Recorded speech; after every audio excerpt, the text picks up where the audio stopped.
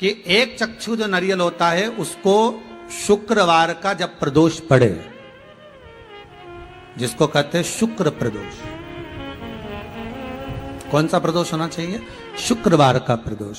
तो शुक्रवार के प्रदोष वाले दिन उस नारियल को एक बेलपत्री के साथ में महाराज अंदर तिजोरी में या अलमारी में या आपकी जहां बरकत होती है, दुकान का जहां व्यापार व्यवसाय चलता है, अलमारी होती है या गुल्लक होती है या तिजोरी होती है या अलमारी होती है, उसमें उसको रख दिया जाता है। कब रखना है? शुक्रवार का प्रदोष के दिन। और शुक्र प्रदोष के दिन उसको रखने के बाद में दूसरा दिन अर्थात शुक्र प्रदोष के दिन रख दो और शनिवार के दिन उसको निकाल लो, और निकालने के बाद उसको पूरे घर में घुमाने के बाद में श्री गणेश जी के मंदिर में, जो भी तुम्हारे घर में, तुम्हारे गांव में, तुम्हारे नगर में जो गणेश जी का मंदिर हो, उस मंदिर में ले जाकर उसको रखी आइए। वहां से मात्र एक दुर्बा लेकर आइए, गणेश जी महाराज की चढ़ी हुई केवल एक दुर्बा, और उस दुर्बा को दरवाजे की देहली पर छुलाकर उस दुर्बा को अपनी अलमारी में, अपनी तिजोरी में उसी दिन रख दो जिस दिन लेकर आयो महाराज। कभी जिंदगी में लक्ष्मी की कमी नहीं आ सकती, पर होना चाहिए एक चक्षु नारियल। महाराज एक चक्षु नारियल हो, और वो एक चक्षु नारियल जिसके एक नेत्र हो, और वो नारियल अगर शुक्रवार की प्रदोष हो और प्रदोष काल में उसको अलमारी में, तिजोरी में रखा जाए बेलपत्र के साथ, और उसी श्रीफल को दूसरे दिन गणेश जी के मंदिर में संपूर्ण घर में, व्यापार में घुमाकर रखा जाए, वहां से मात्र एक दुर्बा लाकर रखी जाए, कभी संपदा की कमी नहीं आ सकती। ये उसी तरह जैसे किसी व्यक्ति को रोग हो गया और बहुत रोग होने के बाद दवाई चल रही है, औषधि चल रही है, पर रोग समाप्त नहीं हो रहा, तो ये एक चक्षु जो नारियल होता है, इस एक चक्षु नारियल की जो जटा होती है, इस जटा को निकालकर इसको जलाकर इसकी राख तैयार कर कर इसकी भस्म बनाकर शंकर भगवान पर भौम प्रदोष के दिन, सोमवार की प्रदोष पड़ने वाले दिन अगर शिव जी के शिवलिंग का लेपन करा जाता है, तो कहते हैं उस लेपन का थोड़ा सा भाग, थोड़ी सी भस्म लाकर बीमार व्यक्ति के हृदय पर लगा दी जाती है, तो वो रोग से मुक्त होता है, उसको रोग नहीं घेरता। एक चक्षु नारियल, एकाक्षु नारियल, श्रीफल, त्रिचक्षु, एक चक्षु। श्रीफल देखा होगा नारियल, नारियल में पीछे की ओर जहां से जटा होती है और पकड़ के जहां से फोड़ते नारियल को, उस जटा के पास में 3 छिद्र होते हैं। शंकर भगवान को पूर्णता में देने वाला और शंकर भगवान के द्वारा संकट हरने वाला एक फल, वो कहलाता श्रीफल। आपको पशुपति व्रत में कहा था कि पशुपति व्रत में उद्यापन में ना तो आपको ब्राह्मण का भोजन कराना है, उद्यापन में ना कोई जोड़ा जिमाना है, उद्यापन में एक काम करना है। क्या बताया था कि शंकर भगवान को 108 बेलपत्र समर्पित करना। जब पशुपति व्रत आपके पूर्ण हो जाए, 5 सोमवार पूरे हो जाए, 108 बेलपत्र समर्पित कर देना। बेलपत्र नहीं हो तो 108 चावल के दाने समर्पित कर देना। वो ना बने 108 सफेद फूल समर्पित कर देना। 108 सफेद फूल भी नहीं हो, मूंग समर्पित कर देना। जो तुम्हारे पास में हो 108 वो समर्पित कर देना, और फिर एक श्रीफल नारियल लेना, उस पे 11 रुपए रखकर शंकर जी के मंदिर में शिव जी को समर्पित कर देना। ये उद्यापन हो गया पशुपति व्रत का। उस श्रीफल में, उस फल में, उस नारियल में 3 नेत्र होते हैं। नारियल का जहां जटा होती है, जहां से पकड़कर फोड़ते हैं, उसके उस तरफ देखेंगे 3 नेत्र मिलेंगे, 3 छिद्र मिलेंगे। वो 3 चक्षु हैं, शंकर के 3 नेत्र हैं वो। और कितना सुंदर लिखा है महाराज। जैसे प्रदोष का दिन आ जाता है, हर महीने की शिवरात्रि आ जाती है, आप लोगों के स्मरण में नहीं रह पाता कि आज प्रदोष है, आप लोगों के स्मरण में नहीं रह पाता कि आज शिवरात्रि है। कई लोग ऐसे हैं, कई मेरी बहनें ऐसी बैठी हैं, कई मेरी जीजियां बैठी हैं, कई मेरे जीजा बैठे हैं, कई मेरे बेटा, कई मेरी बेटियां, कई मेरे बुजुर्ग माँ बाप कथा में ऐसे बैठे हैं, उनके स्मरण में नहीं रहता कि आज शिवरात्रि। उनके स्मरण में नहीं रहता कि आज प्रदोष है। वो तो अपने कर्म में लिप्त रहते हैं, कार्य में लगे रहते हैं। कोई दुकान जा रहा है, कोई नौकरी पर जा रहा है, कोई काम में लगा हुआ है, कोई किसी काम में लगा हुआ, उसके स्मरण में नहीं रहता। पर अनायास, भले आपको याद नहीं है, भले आपके स्मरण में नहीं है, फिर भी यदि आप भूल से भी प्रदोष के दिन, प्रदोष काल में अगर शिव जी के मंदिर में जाकर मात्र शिखर का, शिवलिंग का या नंदी का या शिव के द्वार का दर्शन मात्र कर लेते हो तो ये मानव का शरीर बार बार नहीं मिलता, इससे मुक्ति प्राप्त हो जाती है, मोक्ष हो। पुनरपि जननम पुनरपि मरणम, बार बार जन्म और मृत्यु के प्रपंच से निकलना है तो हमें शिव की शरणागति को ग्रहण करना। शिव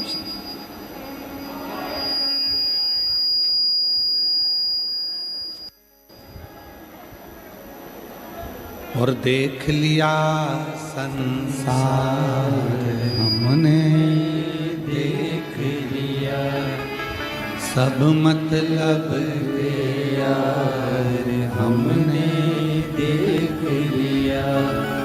झूठे नाते झूठे रिश्ते, झूठे नाते झूठे रिश्ते, अरे झूठा है संसार हमने देख लिया। सब मतलब तेरा हमने देख लिया। भूलवश में, स्मरण में नहीं है, चित्त में नहीं है, मन में नहीं है, तुम्हारी बुद्धि में नहीं है, भूलवश में।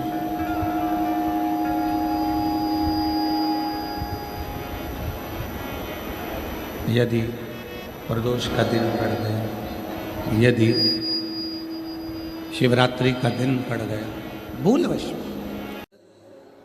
लड़का लड़की का विवाह 30 साल का हो गया, 35 साल की हो गए, लड़का लड़की 40 साल के हो गए, 35 साल के हो गए, और उनका अगर विवाह नहीं हुआ है, बहुत रिश्ते आए चले गए, संबंध आए चले गए, या जो बेटा बेटी चाहते हैं कि हम अच्छा पढ़कर एक नौकरी सरकारी प्राप्त कर लें, कोई ऐसा अच्छा जॉब हमारी किस्मत में मिल जाए, उन बेटा बेटियों से निवेदन करूंगा, यदि आप चाहते हो तो एक प्रयास जरूर करना, एक प्रयास अपनी जिंदगी में जरूर करना।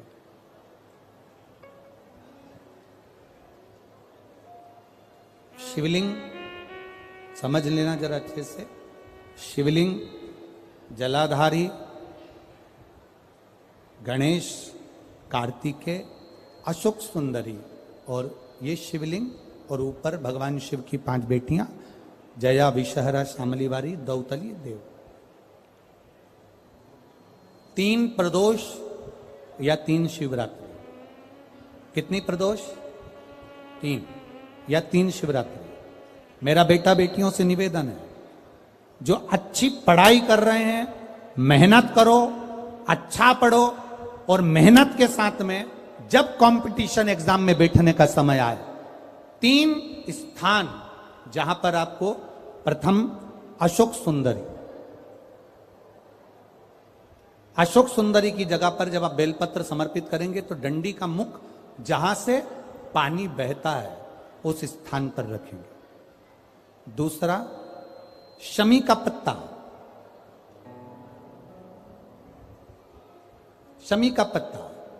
दूसरा, शमी के पत्र को देवादिदेव महादेव पर जब आप समर्पित करेंगे तो उसका डंडी का मुख भी जहां से जल बहता है उस ओर रखेंगे। और तीसरे नंबर पर है आंख का पुष्प। एक पुष्प होता है आंख का सफेद, और एक पुष्प होता है हल्का सा नीला। करें दर्शन आप लोगों ने? जम के तो बोलो जरा, करें ना? एक सफेद होता है, एक हल्का सा नीला होता है। सफेद आंख का जो पुष्प होता है वो केवल देवादिदेव महादेव का एक स्वरूप होता है, और हल्का सा जिसमें गुलाबीपन नीलापन होता है वो शिव, पार्वती, गणेश, कार्तिकेय, अशोक सुंदरी, जया, विषहरा, सामरीवारी, दौतली, देव और शिव जी के जितने गण हैं उन सबका प्रतीक होता है। तो तीसरे नंबर का जो आंख का गुलाबी कलर या हल्का नीला सा जो पुष्प होता है, उस 5 पुष्प का गुच्छ मां जगत जननी का जो स्थान है जलाधारी, जहां अगर आप इधर बैठे हो तो उसकी विपरीत दिशा, इधर बैठे हो तो उसकी विपरीत दिशा, इधर बैठे हो तो उसकी विपरीत दिशा, विपरीत दिशा में उस पुष्प को समर्पित करना। अच्छी पढ़ाई करो और मेहनत के साथ में जब कंपटीशन एग्जाम के लिए जा रहे हो, उस जगह पर सीए की पढ़ाई भी कर रहे हो, चाहे किसी भी पढ़ाई में लगे हो, मेहनत के साथ में बाबा देवाधिदेव महादेव को 3 प्रदोष या 3 शिवरात्रि आप दिल से बाबा को समर्पित कर कर, बाबा से प्रार्थना कर कर अशोक सुंदरी पर चढ़ाई हुई बेलपत्र को वापिस लेकर आइए।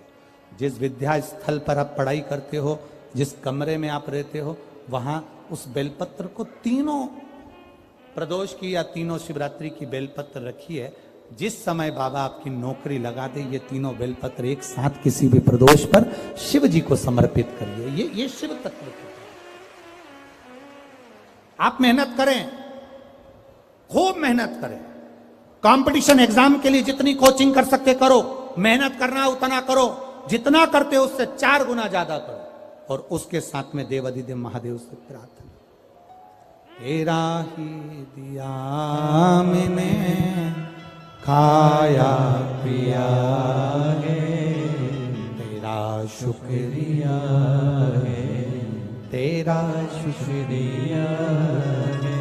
अब जिनका मंगल विवाह नहीं हो रहा, 30 साल हो गए, 35 साल हो गए, 40 साल हो गए, उनके लिए भी वर्णन आता है। एक बेलपत्र, एक शमी पत्र और महाराज वही आंकड़े का पुष्प 5 अपने हाथ में लेकर, बेलपत्री का वृक्ष जो होता है उस वृक्ष के नीचे उसको रखकर शंकर भगवान के मूल मंत्र का स्मरण करते हुए, चाहे तो आप पंचाक्षर करें, चाहे आप षडाक्षर करें, चाहे आप श्री शिवाय नमस्तुभ्यम करें, केवल जो जल का पात्र है वो जल के पात्र से 5 बार जल समर्पित कर कर, बेलपत्री के वृक्ष की 7 परिक्रमा कर कर, बाबा से प्रार्थना कर कर, उस पत्ती पुष्प को लेकर वापिस सजाएं, पूजन वाली जगह पर उसको रख दीजिए और बाबा कृपा करेगा, जितना जल्दी होगा उतना मंगल विवाह आपका पक्का कराएगा, ये निश्चित।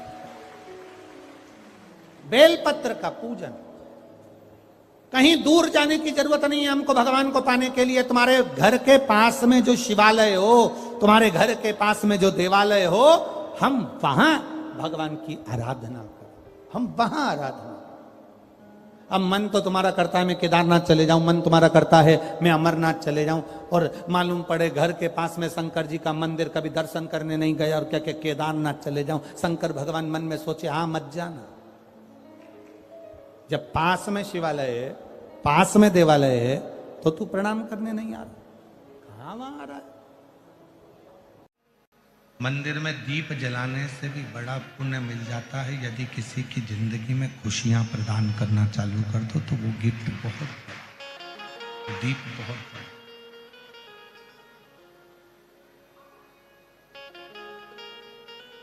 भूखे को भोजन करा दो, प्यासे को पानी पिला दो, उससे बढ़कर कोई गिफ्ट नहीं हो सकता।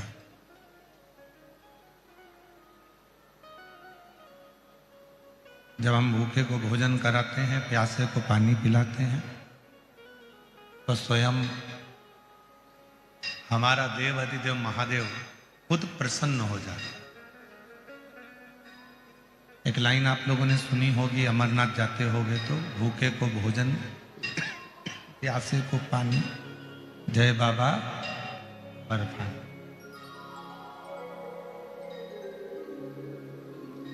हम किसी प्यासे को, भूखे को जब भोजन कराते हैं, सर आवाज नहीं आ रही है, अंदर के बक्से नहीं चल रहे हैं, बक्सों की आवाज तो खोलो, सब जगह के बक्सों की आवाज खोल दीजिए।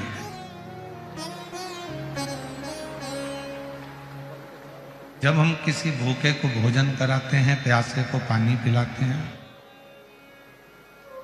तो खुद स्वयं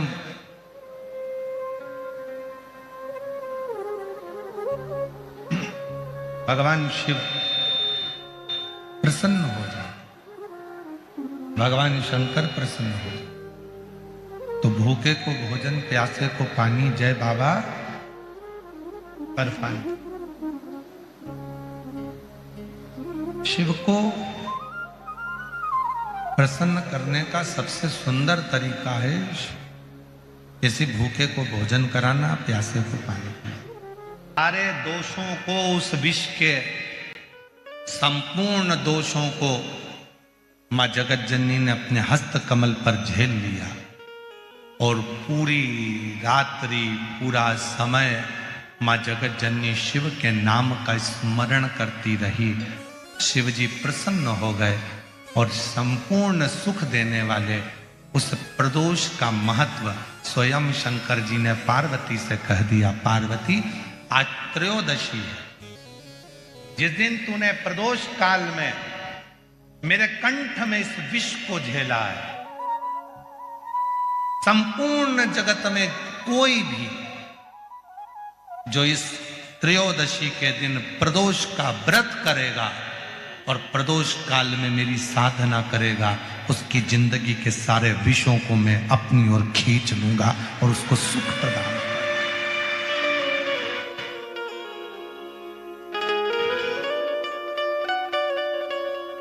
संपूर्ण जगत का विष, कितना सुंदर कहा है। ये जो प्रसंग आप लोगों को मिल रहा है, ये प्रसंग हम इस कथा में लेने वाले नहीं थे, पर उन्होंने माता जी ने पहले दिन ही ऐसा प्रश्न खड़ा कर दिया, इसलिए इसको थोड़ा थोड़ा थोड़ा थोड़ा लिया जा रहा है।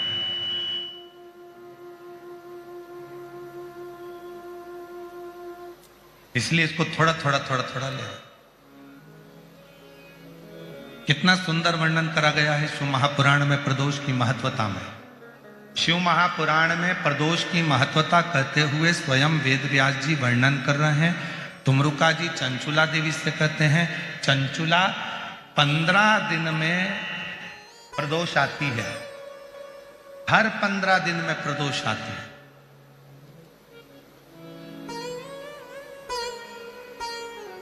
संसार का व्यक्ति यदि किसी तीर्थ में नहीं जा सकता, संसार का व्यक्ति कोई तीर्थ नहीं जा सकता, संसार का व्यक्ति कोई तीर्थ में जाकर स्नान नहीं कर सकता, संसार का व्यक्ति किसी तीर्थ में जाकर किसी पवित्र नदी का यदि स्नान नहीं कर पाता, तीर्थ नहीं जा पाता या भगवान शंकर का भजन नहीं कर पाता, हर 15 दिन में प्रदोष आती है। यदि एक प्रदोष को भी वो भूल से भी एक बेलपत्र या जल या चावल का दाना अगर शंकर को प्रदोष काल में समर्पित कर देता है या प्रदोष का व्रत कर लेता है, तो उसके 15 दिन तक लगातार उसे तीर्थ का फल प्राप्त होता रहता है। चाहे फिर वो मंदिर जाए ना जाए, देवालय जाए ना जाए, शिवालय जाए ना जाए, तीर्थ जाए ना जाए, ये उसके ऊपर निर्भर करता है। पर एक चावल का दाना भी, एक बेलपत्र भी, एक लोटा जल भी यदि प्रदोष काल में, प्रदोष के दिन शिव को समर्पित हो जाता है तो उसका फल जरूर, और एक दिन तक नहीं मिलता, 15 दिन तक लगातार उस फल को प्राप्त हो।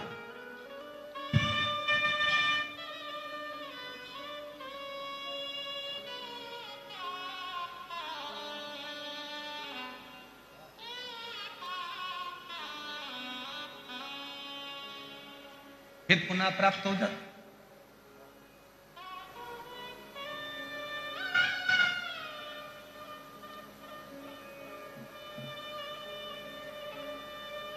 कड़वे और मीठे में अंतर होता है।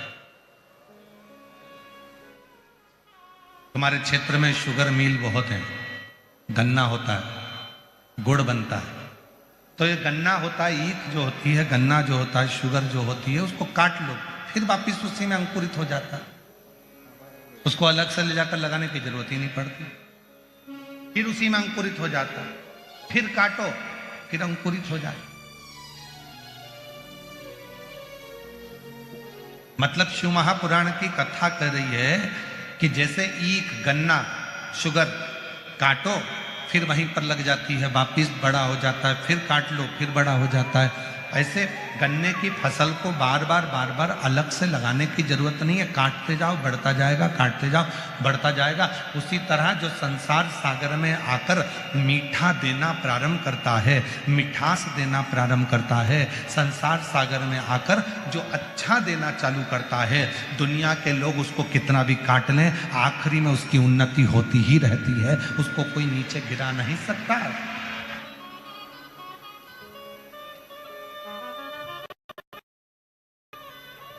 मिठास परोसने वाला, अच्छा देने वाला, अच्छा बोलने वाला, अच्छा करने वाला, चाहे दुनिया के लोग उसको कितना भी नीचा कर दें, परंतु वो उन्नति की ओर बढ़ता ही चलेगा।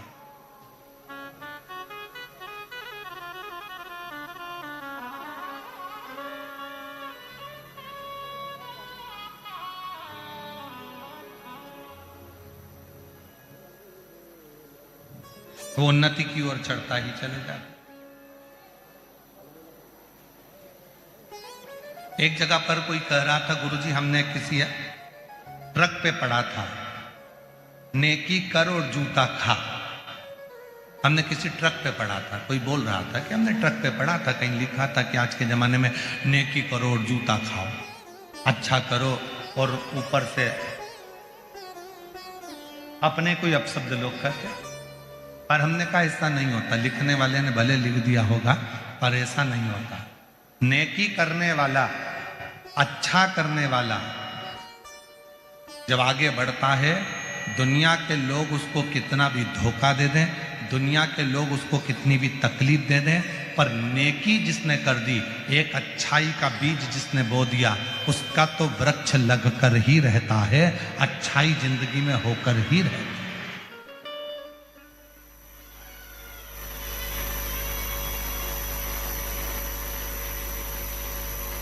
अच्छा होकर रहेगा। अब दुनिया की दृष्टि में भले हो सकता है कि किसी ट्रक पर हमने देखा था, कहीं लिखा हुआ हमने देखा था, कहीं पर हमने ऐसा देखा, नहीं नहीं, शिव महापुराण की कथा कहती है मन को, शिव महापुराण की कथा कहती है अपने हृदय को, अपने दिल को बहुत बड़ा रखो।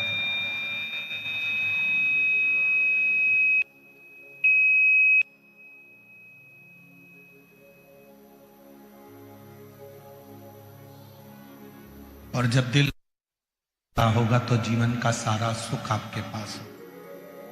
3 चीजें हैं इस कलिकाल में। एक तो कलिकाल में मन बड़ा चंचल होता है, लगता ही नहीं, और खास तौर से तो भगवान की भक्ति में थोड़े दिन लग जाएगा, 2-4-8 दिन तक लग जाएगा, 15 दिन तक लग जाएगा, 20 दिन लग जाएगा, उसके बाद लगेगा ही नहीं। कलिकाल में 3 चीजें हैं। एक मन चंचल है, दूसरा हर व्यक्ति के पास समय कम है, और तीसरा हर व्यक्ति की जिंदगी में तनाव बहुत ज्यादा, बहुत तनाव की जिंदगी जी।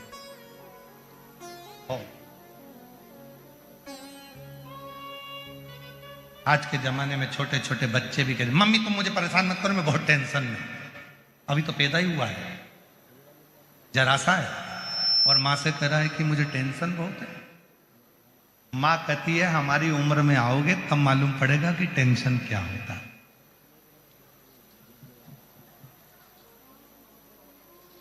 बच्चे को क्या टेंशन है, मेरे दोस्त ने मोबाइल से ब्लॉक कर दिया। बच्चे को क्या टेंशन है, वो मुझसे बात नहीं कर रहा। बच्चे को क्या टेंशन है, उसके ग्रुप में मुझे नहीं जोड़ा। बच्चे को क्या टेंशन है, उसने अपना एक ग्रुप अलग बना लिया, उसी का टेंशन। कौन है जिसकी जिंदगी में तनाव नहीं? कलिकाल में समय की कमी, तनाव और मन चंचल, ये 3 चीजें हर व्यक्ति के साथ, प्रत्येक व्यक्ति के साथ ये 3 चीजें हैं। मन चंचल रहेगा, स्थिर नहीं होगा, मन की स्थिरता नहीं, समय की कमी, और तीसरे नंबर पर है तनाव। तुमरुका जी ने भी चंचुला देवी को कहा था कि मनुष्य कलिकाल में तनाव से ग्रसित रहे। संसार में जितने भी लोग हैं, अगर तनाव से मुक्त होना चाहते हैं तो एक काम करना चालू कर दो, सुबह जल्दी उठो और स्नान करो। क्यों?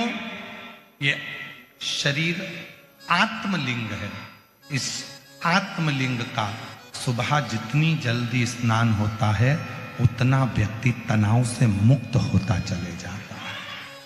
तनाव से जितना लेट नहाओगे, मतलब जितना लेट इस आत्मलिंग का तुम स्नान करोगे, ये शरीर का जितना लेट तुम स्नान करोगे, तुम देखना जो व्यक्ति जल्दी नहाता है उस तनाव से मुक्त होता है, सब काम कर लेता है, बड़ा एंजॉयफुल रहता है, खुश रहता है, आनंद में रहता है। और जो व्यक्ति उठ जा और एकदम अचानक ऑफिस जाने का टाइम, कहीं जाने का टाइम, और एकदम उठेगा तो जल्दी जल्दी में नहाएगा, जल्दी जल्दी में नहाएगा तो जल्दी जल्दी में सब काम करेगा, जल्दी जल्दी में सब काम करेगा तो तनाव से ग्रसित हो जाएगा। हे भगवान, क्या होगा? तनाव बढ़ गया, चिड़चिड़ा हो गया, क्रोध आ गया, अपशब्द आ गए मुख पे, दिन भर चिड़चिड़ करेगा। क्यों? क्योंकि उसकी सुबह जो मॉर्निंग थी उसकी गुड मॉर्निंग की जगह बैड मॉर्निंग हो गई, वो तनाव से ग्रसित हो गया। जितनी जल्दी उठोगे उतने तनाव से मुक्त रहोगे। तुम्हारे चेहरे पर गुस्सा नहीं आएगा, चिड़चिड़पन नहीं आएगा, अपशब्द नहीं आएंगे। और जितना लेट उठोगे, एकदम मोबाइल पास में है, नींद आ रही थी, एकदम आंख खोल कर देखो, अरे राम इतनी बज गई, उठा, जल्दी उठ कर जल्दी कुल्ला करा, मंजन करा, नहाया, कल तुरती और अंदर से चिड़चिड़ हर चीज में जल्दी जल्दी हो रही थी तो अंदर क्रोध भराता गया। ये आत्मलिंग, ये शरीर है। शिव महापुराण की कथा में तुमरुका जी कर रहे हैं, वेद व्यास जी वर्णन कर रहे हैं कि अगर संसार के लोगों को तनाव से मुक्त होना है तो सुबह जल्दी उठकर स्नान करना प्रारंभ कर लो। तुम्हारा काम और तुम्हारा आनंद तुम्हारी जिंदगी में तुम्हारे सामने प्रकट होने लगेगा, तुम तनाव से मुक्त हो जाओ। इस आत्मलिंग का स्नान करें।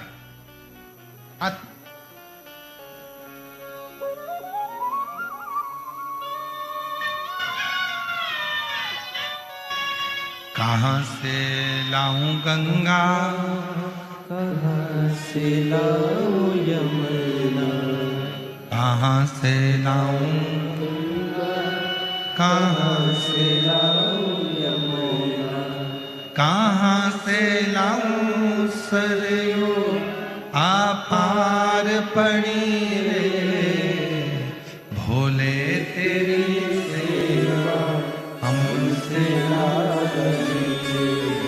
ओ भोले तेरी सेवा हमसे। जब तनाव मुक्त जीवन होगा तो अपने आप सुख सामने जाएगा।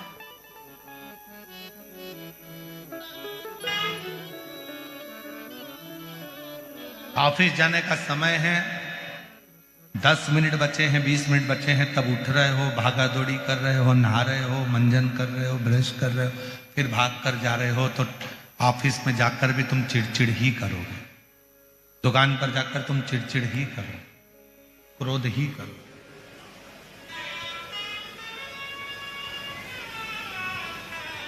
प्रसन्नता में उठिए।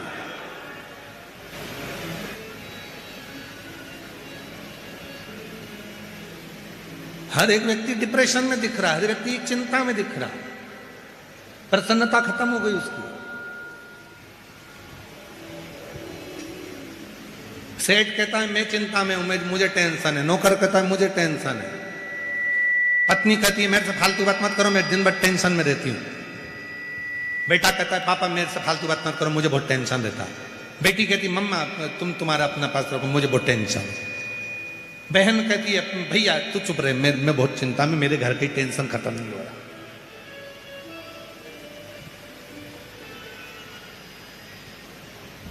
हर व्यक्ति चिंता में ग्रसित हो गए।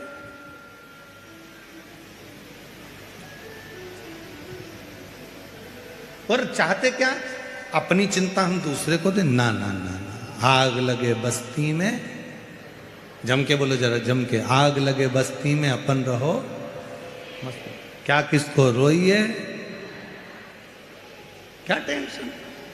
हम तो बाबा के भरोसे चलते हैं, हम तो बाबा के भरोसे चल, ये दुनिया वाले जलते हैं, ये दुनिया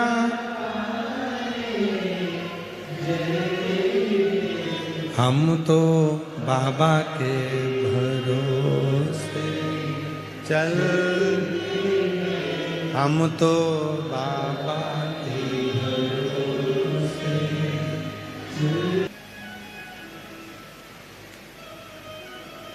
एक कथा आती है सत्यावती की।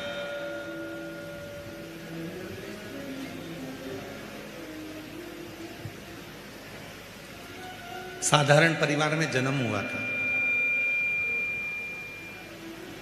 शिव की परम उपासक थी।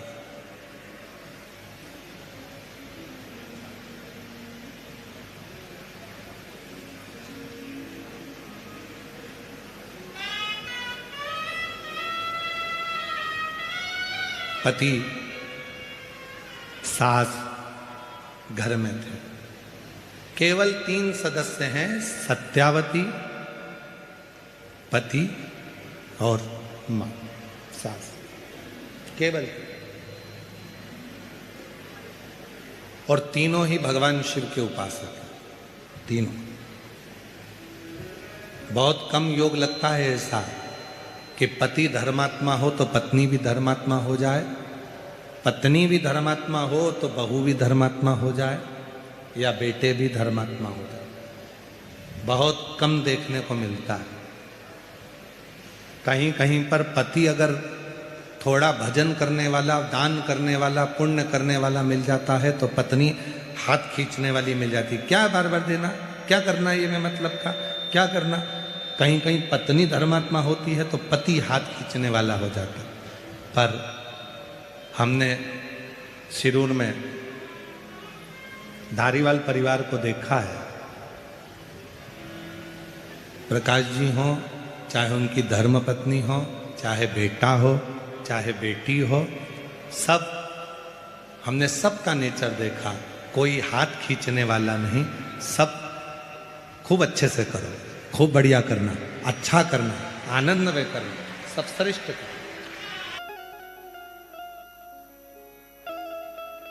आपसे भी निवेदन, अपनी जिंदगी में एक नियम बनाओ।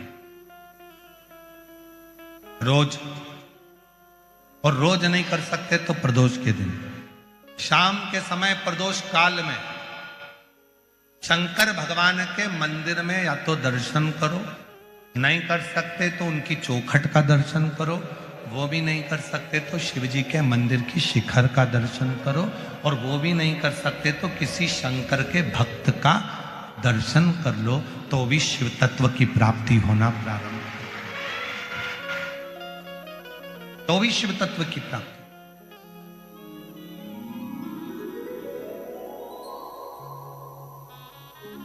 महाराज, सारी दुनिया सिफारिश से चलती है। भाई थोड़ा हमारे लिए बोल देना, थोड़ा हमारे लिए कह देना ना, थोड़ा। सारी दुनिया सिफारिश से चलती है, सब जगह पर सिफारिश चलती है, पर केवल एक स्थान ऐसा है जहां सिफारिश नहीं, सच्चाई और विश्वास चलता है। वो शंकर का दरवाजा है, शिव की चौखट है, वहां सिफारिश नहीं चलेगी। आपने जो अच्छा कर्म करा है वहां दिखेगा, आपने जो नेक कर्म करा है वो वहां नजर आएगा, आपने जो श्रेष्ठ कर्म किया है वो वहां नजर आएगा। सत्यावती प्रतिदिन एक वृक्ष की पत्ती को तोड़ती थी और शिव को चढ़ा देती। अब उसमें यह नहीं लिखा कि सत्यावती बेलपत्र चढ़ाती थी, कौन सी पत्ती चढ़ाती थी, कौन सा पत्र चढ़ाती थी, ये उस संवाद के अंदर नहीं लिखा गया। वहां तो ये लिखा गया कि सत्यावती एक पत्ती रोज शिव जी को चढ़ाती थी। तो हम तो आपसे भी कहते, तो आप लोगों का एक नियम हो जाता है, मैं 108 बेलपत्र चढ़ाऊंगी, मैं ये चढ़ाऊंगी, मैं वो चढ़ाऊंगी ना। तुम्हारे घर के पौधे के पास में, तुम्हारे घर में जो पौधा लगा हो, उस पौधे की एक पत्ती कोई सी भी तोड़कर भी अगर आप शंकर भगवान को समर्पित कर रहे हो तो भी शंकर भगवान आपसे प्रसन्न हो रहे हैं। शिव आपसे ये नहीं कह रहे कि मुझे ये मत दीजिए।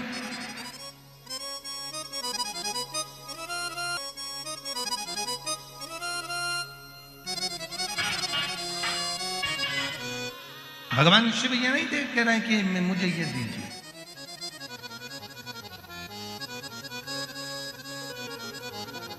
कहां से लाऊं लड्डू, कहां से लाऊं मेरा, कहां से लाऊं लड्डू, कहाँ से लाऊं पेड़ा, कहां से लाऊं बर्फी वो शक्कर चढ़ी रे, कहां से लाऊं बर्फी वो शक्कर चढ़ी रे, ओ भोले तेरी सेवा हमसे ना, शिव शंकर तेरी सेवा हमसे ना बनी, हमसे ना बनी, हमसे ना बनी रे, ओ भोले तेरी सेवा हमसे ना बनी रे। कहाँ से लाऊं, कहाँ से ला कर दूं मैं आपको, कैसे लाऊं, कहां से लाऊं, मेरे पास है। एक पत्र तोड़ा, शिव को दे दिया। यहाँ सत्यावती ये नहीं देख रही कौन पत्र है, सत्यावती ने ये नहीं देखा कि मैं भगवान को क्या दे रही हूं। सत्यावती भगवान को केवल पत्र दे रही है। और याद रखना, मेरे ओघड़दानी, मेरे शंकर भगवान, मेरे त्रिकालदर्शी, कैलाशी, अविनाशी, मेरे शिव का एक नाम आशुतोष है। आशुतोष का मतलब है उसने तुमसे सोने के मुकुट नहीं मांगे, उसने तुमसे आपागंबर नहीं मांगा, उसने तुमसे धन नहीं मांगा, उसने तुमसे दौलत नहीं मांगी, उसने तो प्रसाद भी नहीं मांगा। शंकर भगवान तो ये भी नहीं करे कि तुम मुझे लड्डू लेकर आओ, पेड़ा लेकर आओ, 56 भोग लेकर आओ। शंकर भगवान तो करें कि तू जो मुझे देगा, तेरी मर्जी से जो तू मुझे दे देगा, तेरे दिल से जो तू मुझे दे देगा, वो मुझे स्वीकार है। और अगर कुछ भी नहीं देगा, बस तू शीश भी नवा देगा, वो भी स्वीकार है। और वो भी ना देगा, 3 बार ताली बजा देगा, वो भी स्वीकार है। और वो भी ना देगा तो हर हाथ महादेव कह देगा, वो भी स्वीकार है। और अगर वो भी नहीं दे सकता, मेरे मंदिर के सामने से निकलकर केवल मुस्कुराता हुआ चले गया, तो वो भी स्वीकार कर लूंगा। इससे ज्यादा और कुछ नहीं।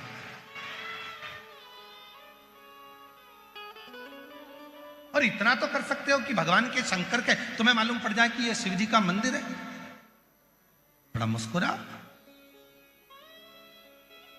तुम्हारे मुस्कुराने से टेंशन हो जाता है आधे से ज्यादा लोगों को। मुस्कुरा के तो देखो, प्रैक्टिकल करके देखना। किसी दुकान के सामने से निकल कर जाना और एकदम दुकान की ओर देखकर मुस्कुराते हुए निकल जाना। 1 दिन 2 दिन मुस्कुराते हुए निकल गए, तीसरे दिन दुकान के मालिक डिप्रेशन में चले जाए। कौन था, कौन था, कौन था? रात को नींद नहीं आई, था कौन? ये रोज मेरे दुकान के सामने से निकलता है और हंसकर चले जाता है। ये रोज मेरी दुकान के सामने से निकलता है और मुस्कुराकर चले जाता है। हुआ क्या? 4 बार तो दर्पण में देखेगा कि देखूं जरा मुंडा मुंडा ठीक है, हंसकर गया है। तुम्हारे मुस्कुराने से टेंशन हो जाता है। जब तुम्हारे मुस्कुराने से दुकान वाले पर टेंशन हो जाता है, तो तुम जब कितना भी जिंदगी में दुख हो, कितनी भी तकलीफ हो, शंकर के मंदिर के सामने से जब मुस्कुरा कर निकलोगे, तो पार्वती जी भी शिव जी से कह देगी कितना दुख है इसकी किस्मत में, फिर भी तुम्हारे मंदिर के सामने से मुस्कुरा के निकलती है, कुछ करते क्यों नहीं हो? शंकर भगवान बोले आज वर देता हूं, जा ऐसे ही मुस्कुराती रहे, तेरा गम मेरा है और तेरी मुस्कुराहट बरकरार है। तेरा दुख मेरा हो गया और तेरे चेहरे की मुस्कुराहट आज तुझे देता हूं। तू जिंदगी भर मुस्कुराता रहे, खुश रहे, सुखी रहे। और रोज अगर शंकर जी के मंदिर के सामने से रोके निकलोगे, आंसुड़ा बहावा के, धाड़ धाड़ के रोके निकलोगे, तो इतने में पार्वती जी भी देख कर कहेगी भाग्य फूटे इसके, तो जब देखो जब रोती मिलेगी किस्मत। 24 घंटे बस रोती रहेगी। अरे मुस्कुरा, जीवन मिला है मनुष्य का, मुस्कुरा। केवल एक मनुष्य ही तो ऐसा है जो हंसता है, मुस्कुराता है। कभी माथे के जुए को निकाल कर रखकर पूछना हंस रहा है, मुस्कुरा रहा है? वो माथे का जुआ तुम्हारे अंगूठे पे रखकर मुस्कुराएगा नहीं। चींटी से पूछना तू हंस रही है, चींटे से पूछना तू मुस्कुरा रहा है, झिंगुर से पूछो तो मुस्कुरा रहा है, कीट पतंगे से पूछो तो मुस्कुरा रहा है। कभी एक मच्छर को पकड़ के पूछना smile please,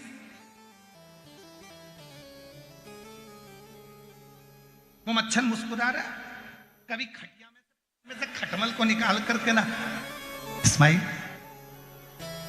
one time please smile, खटमल से कहो, मुस्कुराएगा नहीं।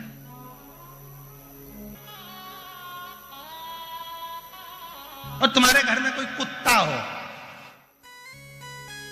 तो उस कुत्ते से पूछना, हे टॉमी प्लीज स्माइल। टॉमी क्या खाक स्माइल देगा, भौं भौं करेगा।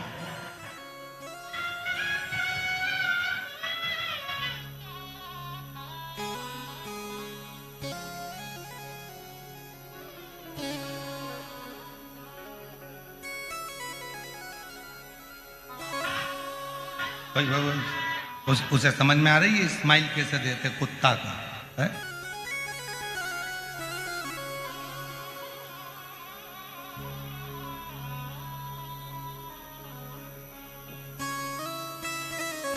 एक अंग्रेज भारत में आया और कुत्ता उसके पीछे पड़ गया, और जैसे कुत्ता पड़ा तो वो प्लीज प्लीज प्लीज प्लीज। अब कुत्ता कोई अंग्रेजी समझे, प्लीज प्लीज। तो साथ में एक गाइड था, उसने कहा क्या हुआ? वो कुत्ता डॉगी प्लीज प्लीज प्लीज मुझे काट खाएगा। तो इसने कहा ये अंग्रेजी मंग्रेजी नहीं समझता, अभी समझता है। प्लीज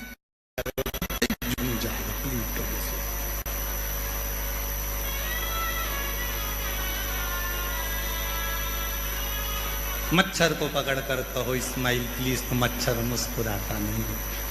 चेहरे की हंसी तो मेरे भोले बाबा ने केवल शिरूर वालों को ही दी है। मुस्कुराओ, हंसते, प्रसन्न, और जितनी मुस्कुराहट तुम्हारे चेहरे पर होगी उतने जलने वाले जलते रहेंगे। कितना भी कर्जा हो जाए, कितना भी कर्जा हो जाए, कितना भी दुख आन पड़े, तो भी तुम्हारे चेहरे की चमक और तुम्हारे चेहरे की मुस्कुराहट खत्म मत होने दो। हो गया? कर्जा हुआ है ना, चुकाएंगे चुकाएंगे। दुख आया है ना तो कटेगा। दुख और सुख परिवार के सदस्य नहीं है। दुख और सुख हमारे परिवार के सदस्य नहीं है। दुख और सुख हमारे परिवार के मेहमान हैं। दुख भी आया है तो जाएगा, सुख भी है आएगा और जाएगा। ये मेहमान आते जाते रहते, ये सदस्य नहीं है कि स्थिर रहेंगे। दुख स्थिर नहीं रहेगा, सुख स्थिर नहीं रहेगा, ये आते जाते रहेंगे। बस इतना है कि इनको संतुलित बनाकर चलो। ज्यादा दुख है ईश्वर को मत भूलो, ज्यादा सुख है परमात्मा को मत भूलो। उसने अगर थोड़ा दिया है तो दोनों हाथों से सत्कर्म करते चलो, जिससे आने वाला समय हमारे लिए और कुछ लेकर भी आए और हमारे जीवन को आनंद दे।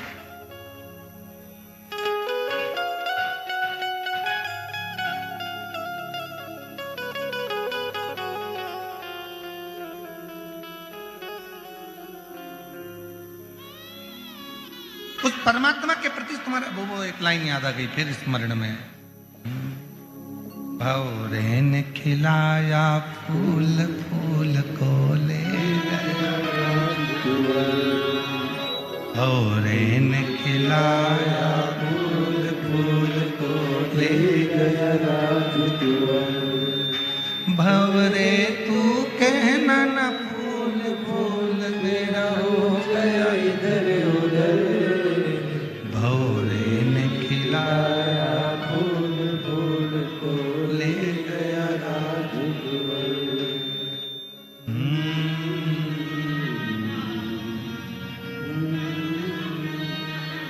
परमात्मा, वो ईश्वर, वो शिव सत्यम शिवम सुंदरम, आपके जीवन को सुंदर बनाने के लिए, वो आपके जीवन को प्रसन्न चित्त करने के लिए भेजा, आनंदित करने के लिए। क्यों रोना, क्यों व्यर्थ चिंता करना?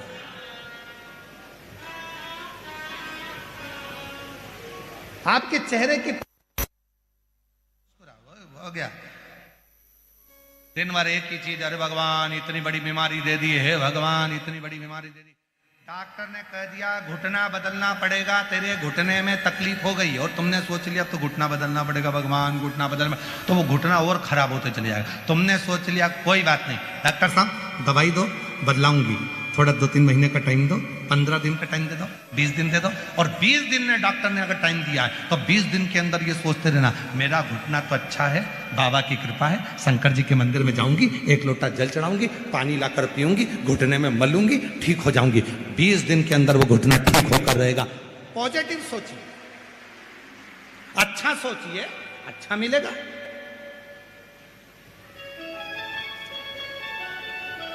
लाखों शिव भक्तों के मन में रहता है। कुबरेश्वर धाम से बाबा आया है, सीहोर वाला बाबा आया है, कथा करने आया है, पंडाल में जाकर बैठूंगी, पंडाल की मिट्टी को लगाऊंगी, मेरा रोग मिट जाएगा। और हजारों लोग ऐसे हैं जो पंडाल की मात्र मिट्टी लगाते हैं और उनका रोग मिटता चले जाता है, रोग मिट जाता है। विश्वास शिव को दीजिए। सत्यावती भगवान शंकर के मंदिर में एक पत्र समर्पित करती है और शिव जी के मंदिर में एक पत्र देती है। पत्र का नाम नहीं है कौन सा पत्र है, पर बस भाव से शिव को रिझाती है, भाव से भगवान शंकर को रिझा रही है, समर्पित कर रही है भाव से।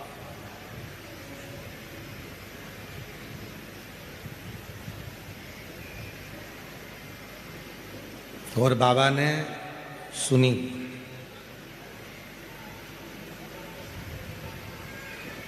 बहुत साल हो गए थे, सत्यावती के गर्भ से संतान नहीं, सालों बीत गए।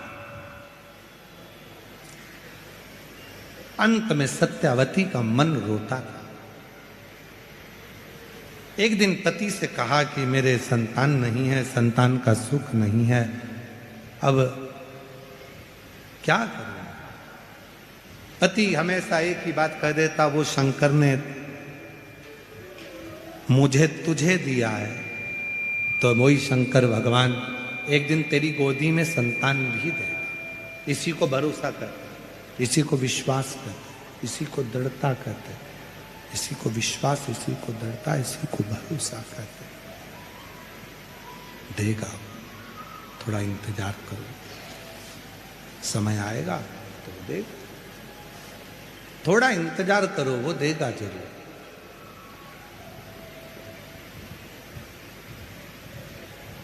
शिरडी जाने वाले 2 चीजें अपने अंदर याद करते हैं, एक श्रद्धा, दूसरी सब्र।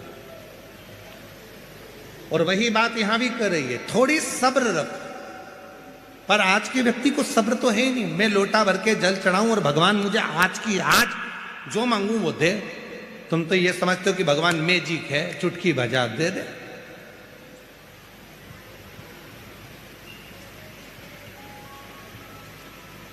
एक गर्भ में बच्चा आता है ना, तो वो भी 9 महीना गर्भ में रहता है, तब जन्म लेता है। एक बीज अगर पृथ्वी में डालते हैं, जमीन में डालते हैं, तो उसको भी बड़े होने में समय लगता है, अंकुरित होने में समय लगता है। पर आज का व्यक्ति तो ऐसा, तुम्हारे भगवान हमारे को दे ही नहीं रहे, भगवान तो ऐसा कर ही नहीं रहे, और जब भगवान देना बंद कर देते हैं या भगवान नहीं सुनते, तो ये दूसरी जगह चले जाते हैं, दूसरी जगह से तीसरी जगह चले जाते हैं, तीसरी जगह से चौथी जगह चले जाते हैं। मतलब तुम्हारा विश्वास है ही नहीं। तुमने अगर बीज पृथ्वी में दिया है तो अंकुरित होगा, निश्चित है। और अगर भगवान पर भरोसा किया है, विश्वास यदि शिव जी पर करा है, भरोसा तुमने यदि भगवान शंकर पर करा है, तो वो शिव करुणा जरूर करेगा, शिव कृपा करेगा, निश्चित। बस थोड़ा सब्र रखो, सब्र, थोड़ा सा। और जिसने अपनी जिंदगी में सब्र धारण कर लिया, सब्र रखना प्रारंभ कर दिया, उस दिन शिव जी ने देना प्रारंभ कर दिया। थोड़ा सब्र रखो। आज के जमाने में लोगों के पास सब्र नहीं। शादी का 1 साल होता है, 2 साल होता है, संतान नहीं होती तो डॉक्टर साहब के पास जाते हैं, संतान नहीं हो रही। 2 साल बाद डॉक्टर के पास, डॉक्टर साहब से राय ली, डॉक्टर साहब ने कहा कि ये है वो है, फिर जांच कराई, ये करा वो करा, मन में टेंशन आ गया, 3 साल हो गए, 4 साल हो गए, भगवान दे ही नहीं रहा। अरे तू भरोसा तो कर शिव जी पे। 1 लोटा जल चढ़ाना भगवान शंकर को चालू कर दे, सफेद आंकड़े की जड़ का प्रयोग करना प्रारंभ कर दे, पशुपतिनाथ का व्रत करना प्रारंभ कर दे, प्रदोष के समय 2 दीप लगाना प्रारंभ कर दे, मेरा देव अधिदेव महादेव तेरी झोली में संतान जरूर दे देगा, निश्चित है। तुम विश्वास करो, भरोसा करो, शिव के आश्रित रहो, उसकी शरणागति में रहो, उसके चरणों का सुख पाते रहो, तो क्यों ना दे।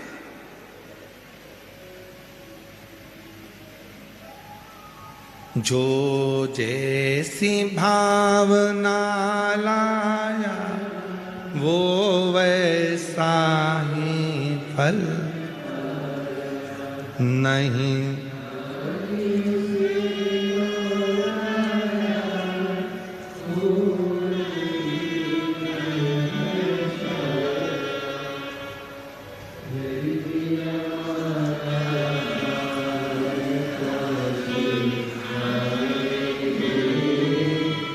लुटा दिया भंडार काशी वाले ने। जब हम पूरा भरोसा शिव पर करेंगे तो क्यों ना सुनेगा वो, क्यों ना धारण। वो एक लाइन आप लोग गुनगुनाते रहते हो, केशवा माधवा तुझा नामात रे गोडवा, केशवा माधवा तुझा नामात रे, तूच सार का तूच देवा, तुझा कुणाचा नाही है, वेलो वेली संकटातुनी तारसी मानवा, केशवा माधवा तुझा नामात रे गोडवा, केशवा माधवा तुझा नामात रे। उसके आश्रित हो, संसार के प्रत्येक जीव का वो कल्याण कर देता है। उसका भजन, उसका स्मरण, उसका नाम कीर्तन, थोड़ी सब्र रखकर जब हम शिव को भजेंगे तो क्यों ना मिलेगा, क्यों ना।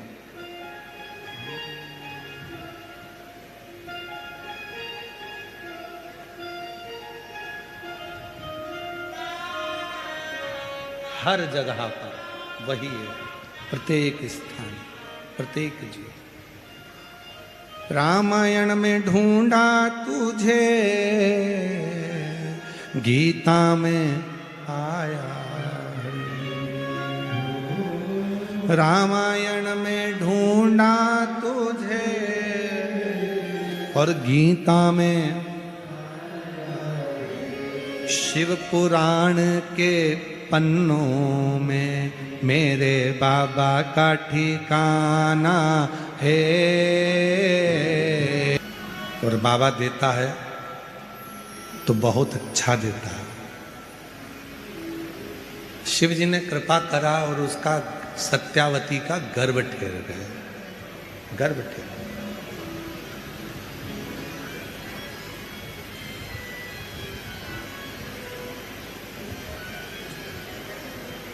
गर्भ आया, शिव के मंदिर जाती है, आराधना करती है, साधना करती है। एक भ्रम कई लोगों के मन में पड़ा रहता है। कई लोग कहते हैं गर्भवती नारी को मंदिर नहीं जाना चाहिए, शंकर को जल नहीं चढ़ाना चाहिए, शिव की पूजन नहीं करना चाहिए। सब भ्रम लोग फैला कर रखते हैं।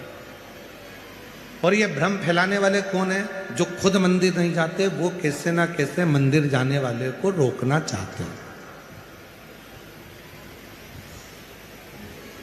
हमारा निवेदन है, किसी की बात को स्वीकार मत करो।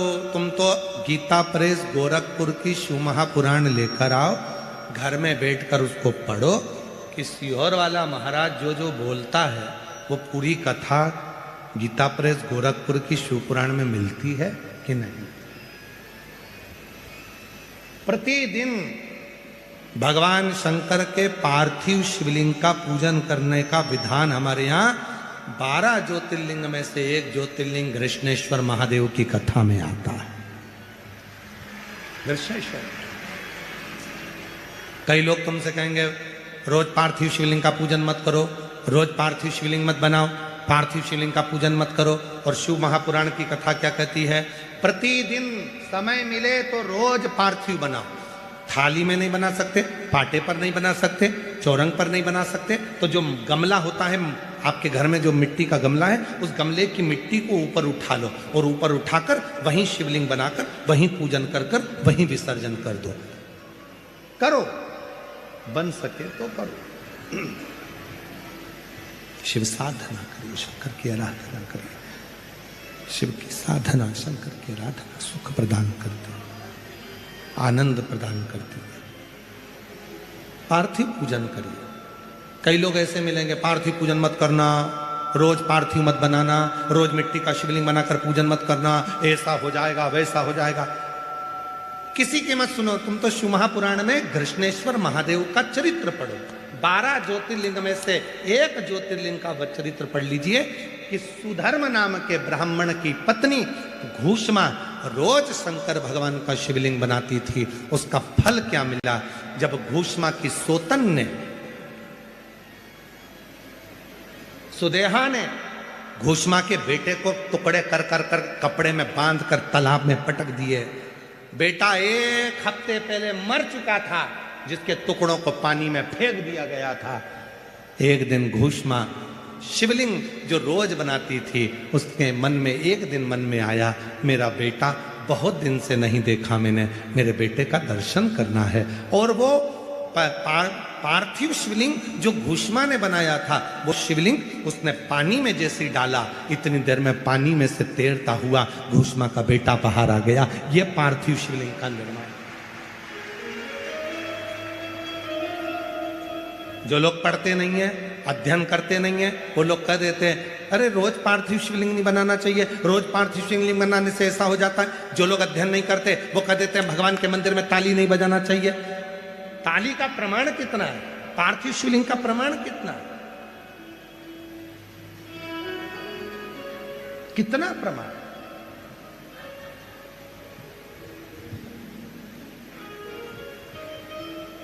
कई लोग कह देते हैं गर्भवती नारी को भगवान शंकर को जल नहीं चढ़ाना चाहिए, जिसके गर्भ में बच्चा होता है उसे शिव की साधना नहीं करना चाहिए। तो उसको सत्यवती का चरित्र सुनाओ, सत्यावती का चरित्र सुनाओ।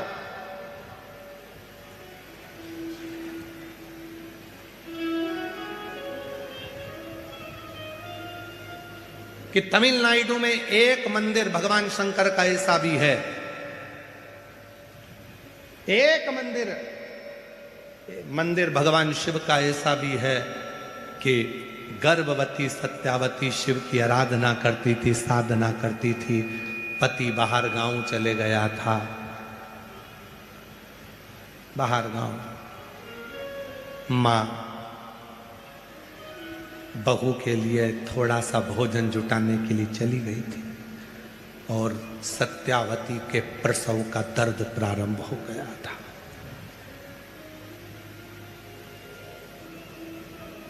प्रसव का दर्द, सत्यावती के प्रसव का दर्द सत्यावती को हो रहा था। किसको पुकारे? मां मां मां आवाज लगा रही है सत्यावती, पर मां तो थी नहीं। पति बाहर गांव गया था, अब शिव को पुकार रही थी। तो पार्वती जी ने शंकर जी से कहा, बाबा इसकी रक्षा कौन करेगा? शिव जी ने कहा, इसके गर्भ में जो बच्चा है, जब गर्भ में बच्चा था तब ये मेरी आराधना करती थी, 1 लोटा जल चढ़ाती थी, इसलिए इसके गर्भ की रक्षा करने की जवाबदारी मेरी है, मेरी।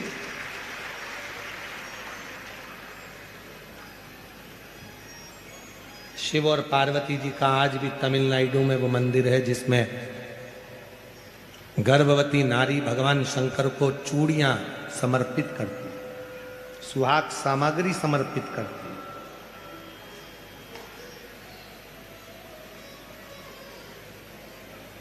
भारत की भूमि पर केवल एक मंदिर है भगवान शंकर का, जहां भगवान शंकर को देवादिदेव महादेव के शिवलिंग के सामने चूड़ियां भी जाती है और सौभाग्य सुहाग की सामग्री भी जाती है।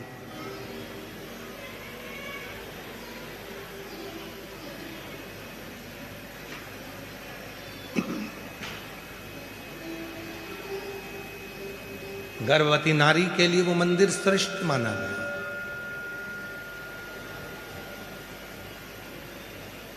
स्कंद पुराण में इसका चरित्र का वर्णन आया, इस मंदिर का।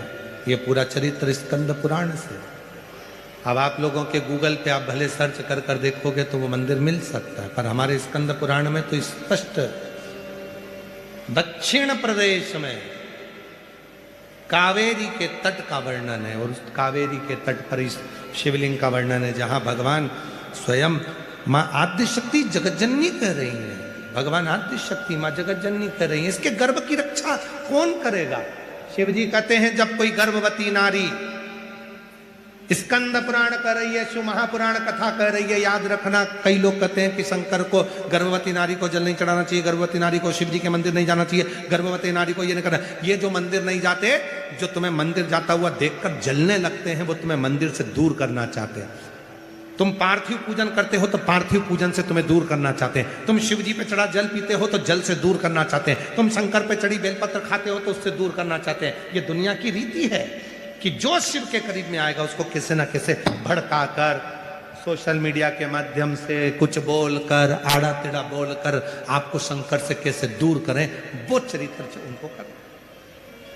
किसी की मत सुनो। गीता प्रेस गोरखपुर की शिव पुराण लेकर आओ, स्कंद पुराण लेकर पढ़ो। सत्यावती का चरित्र कहता है कि मां आद्यशक्ति दुर्गा कह रही हैं, मां अम्बा कह रही हैं, जगत जननी जगदम्बा कह रही हैं, मां कह रही हैं। इसके गर्भ की रक्षा कौन करेगा? शिव जी कहते हैं जब गर्भवती नारी मेरे मंदिर में आकर मुझे जल चढ़ाती है तो उसकी गर्भ की रक्षा करने की जवाबदारी मेरी हो जाती है। मैं स्वयं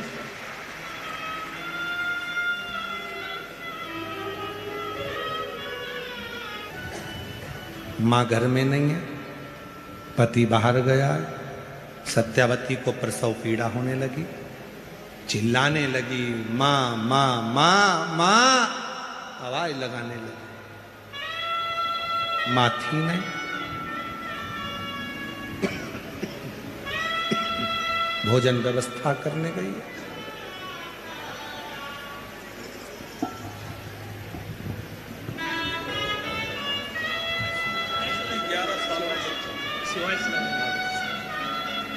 हरण माझ्याकडे हरण माझ्याकडे शंभो शंभो बाबा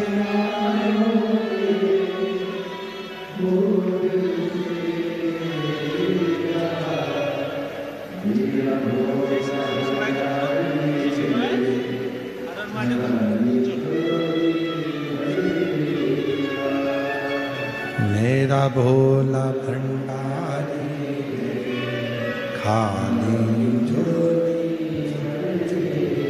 माँ माँ आवाज लगाई। माँ तो थी नहीं, पति था नहीं, प्रसव पीड़ा बहुत थी, कौन जन्म देगा? चिल्ला पड़ी महादेव महादेव महादेव। जो चिल्लाई, पार्वती जी ने कहा बाबा सत्यावती चिल्ला रही है, उसको प्रसव पीड़ा हो रही है, मां नहीं है, कौन जाएगा? शिव जी कहते हैं मैं जाऊंगा। क्यों? तुमेव माता च पिता तुमेव बंधु च सखा। माता भी मुझे माना, पिता भी मुझे माना, मित्र भी मुझे माना, रिश्तेदार भी मुझे माना तो सारे संबंध मुझे निभाना है। पार्वती जी कहती है तुम जाओगे? हाँ तुम? हाँ चलो मैं चलती हूं। शिव जी कहते हैं तुझे अकेले जाने की जरूरत नहीं, मैं अर्धनारेश्वर हूं। आधी मुझ में शक्ति है, आधा में शिव हूं। मैं स्त्री बनकर जाऊंगा। और जो उसकी माँ भोजन लेने के लिए गई थी, उसी माँ का रूप देव अधिदेव महादेव ने धारण कर लिया और पहुंच गए सत्यावती के यहां प्रसव कराने। मां का रूप धारण कर कर मेरे भोले बाबा पहुंच गए प्रसव कराने के लिए। सत्यावती को कष्ट हो रहा था। मेरे भोलेनाथ स्त्री का रूप रखकर, शिव शक्ति का रूप रखकर मेरे भोलेनाथ ने प्रसव करा दिया। बच्चे का जन्म हुआ, गोदी में दिया, लालन कर कर शंकर भगवान बोले सत्यावती मैं तेरे लिए कुछ सामान लेकर आती हूं। सत्यावती को नहीं मालूम था कि ये मेरी सास नहीं है, ये तो शिव है। भोलेनाथ गए, इतनी देर में पानी में भींगती हुई लटपट कीचड़ में सास दौड़ कर आ गई। बेटा, ओ बेटा, दर्द तो नहीं आए? इतने में तुरंत सत्यावती के पास में बालक था। कहती है मां तू? हाँ तेरी सास? तो वो जो आए, जो प्रसव कराकर गई, वो कौन थी? कौन? आप ही तो थी। सत्यावती की आंख में जल भर गया। वो तो अंदर है, गर्म पानी करने के लिए रसोई घर में गई है। सास अंदर जाकर देखी, कोई नहीं था। सत्यावती ने कहा मैं आकर देखती हूं। प्रसव पीड़ा से बाहर निकली सत्यावती, अंदर जाकर देखती है जिस रसोई घर में पानी गर्म करने के लिए महादेव गए थे, उसी रसोई घर में चूल्हे के पास में सुंदर कनेर के 4 पुष्प रखे हुए थे। सत्यावती समझ गई मेरा शिव आया था, मेरा शंकर आया। वो रूप रखकर आ गया, मेरी सास, और मेरी प्रसव पीड़ा को जानकर मेरे दुख में खड़ा हो गया। वो शिव है। दुनिया के लोग कहते हैं गर्भवती को मंदिर नहीं जाना चाहिए। सीहोर वाला बाबा श्री शिव पुराण की कथा कहती है बचपन जवानी अधेड़ी बुढ़ापा कैसे भी हो, कितने भी बीमार हो तो भी मंदिर जरूर जाओ। तुम्हारे दुख में वो शंकर आकर खड़ा हो जाए, तुम्हारे दुख में वो शिव आकर खड़ा हो, कितना भी दुख क्यों न।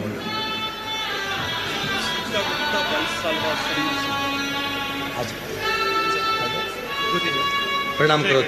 अच्छा, उसको कहो अपनी दिल की बात। कोई तुमसे कहे कि पार्थिव शिवलिंग रोज नहीं बनाना चाहिए, वो जैसे ही बोले उससे बात करना बंद कर दो, देखना बंद कर दो, उसकी सुनना बंद कर दो। शंकर भगवान के रोज एक शिवलिंग का निर्माण भगवान राम भी करते थे। भगवान श्री राम प्रतिदिन पार्थिव लिंग का निर्माण करते। भगवान कृष्ण प्रतिदिन पार्थिव लिंग का निर्माण करते थे। भगवान कृष्ण पार्थिव लिंग का निर्माण करते थे। और तो और मां अंजना, हनुमान जी महाराज की माता, रोज पार्थिव लिंग का निर्माण करती थी। रोज, प्रतिदिन।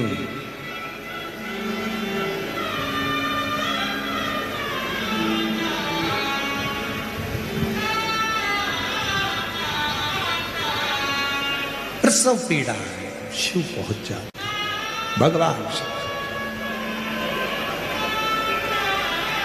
इसलिए शिव महापुराण की कथा कहती है पंडाल में बैठकर भगवान शंकर की शिव महापुराण की कथा यदि तुम्हारे नगर में, क्षेत्र में, खेड़े में, गांव में सूचना मिल जाए, कुबेरेश्वर धाम से चलकर ये कुबेर भंडारी की पवित्र पोथी शिव पुराण आई है, पंडाल में बैठकर उसको दिल से सुन लो, तुम्हारे जीवन का सारा सुख वो प्रदान करना प्रारंभ कर दे।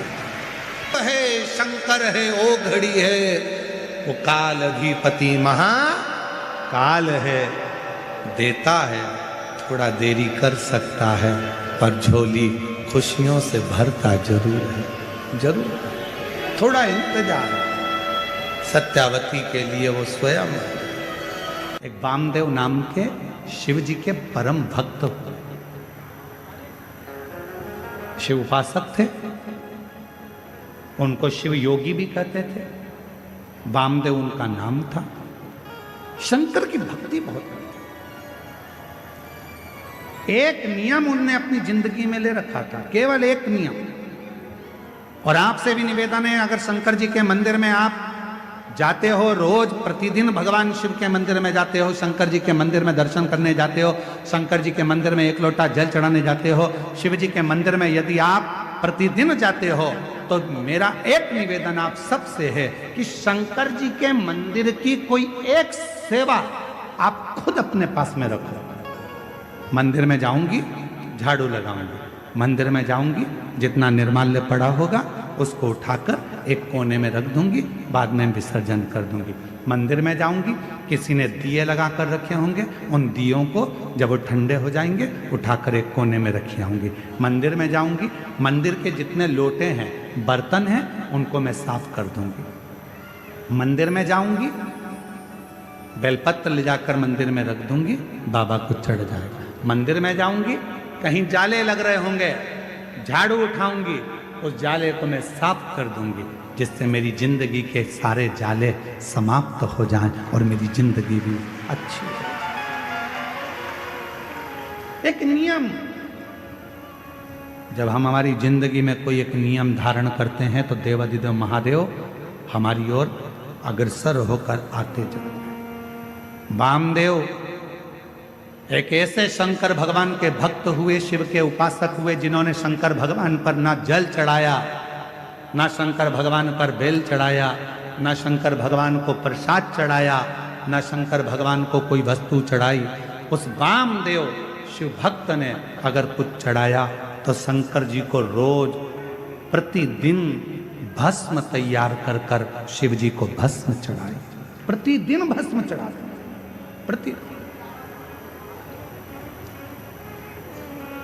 प्रतिदिन भस्म। आप सबको मालूम है ना भस्म कैसे बनाई जाती है? भस्म का नियम क्या है? अलोनी गोबरी।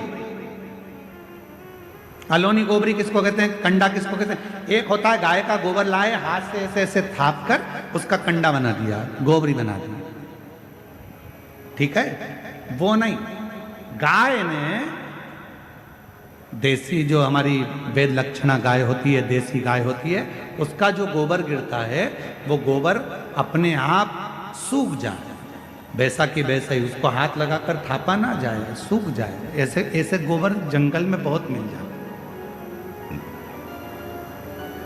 उसको जलाकर अच्छा मुहूर्त देखकर फिर उसको गंगा जल छीट कर उसको जलाकर उसकी जो भस्म तैयार होती है उसको कपड़े से छान कर शिव नाम लेते हुए, शंकर का स्मरण करते हुए, जैसा जैसा शिव महापुराण में वर्णन है भस्म बनाने का, उसका स्मरण करते करते, शिव नाम लेते लेते उसको तैयार करा जाता। फिर उस भस्म को आप शिव जी को समर्पित कर सकते हैं। उस भस्म को वापस लेकर आकर उस भस्म को अपने तन पर धारण कर सकते, त्रिपुंड लगा सकते। वामदेव एक ऐसे शिव भक्त हुए जिन्होंने शंकर भगवान को कुछ नहीं चढ़ाया, केवल शंकर भगवान को भस्म चढ़ाया, केवल भस्म। और भस्म के सिवा कुछ, केवल भस्म।